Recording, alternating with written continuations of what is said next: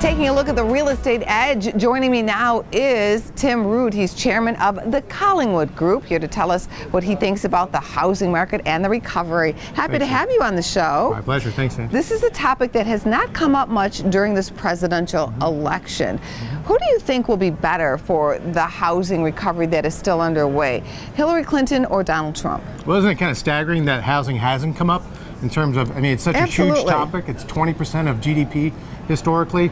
It's difficult to say which one would be better. I mean, obviously Donald Trump, I mean, he's a real estate developer. It's kind of a chasm, of course, to go from developing casinos and hotels to, low to moderate income properties. He could have run on this a lot more than he did. Yeah, you would think he would have. I don't know how well it ended, but he did own a mortgage company.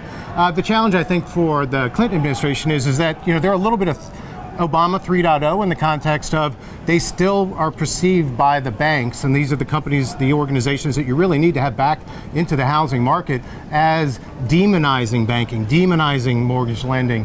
All of the fines and lawsuits from the government. I think it's going to be hard to pull those guys off the sidelines when you're talking about breaking them up, fining them, and doing a bad job. And really, you need a collaboration ultimately to get them off the sidelines and serve the Democrats' key constituents, which are low to moderate income homebuyers. Would you like to see more first-time homebuyers? We saw a lot under President Bill Clinton, but maybe those people are still waiting to come in as wages are growing here. You need it. Put it this way. I mean, I describe kind of like if you don't give the low to moderate income or the first-time homebuyers a chance to get success, then ultimately we're going to pay them now or pay them later, which is kind of like we've got to subsidize and we've got to do responsible things to get them into the housing market so that they get the benefit of the wealth creation opportunities from home ownership. Knowing that, you're not going to guarantee successful outcomes, but you got to give them the chance and you've got to do things that are responsible and sustainable.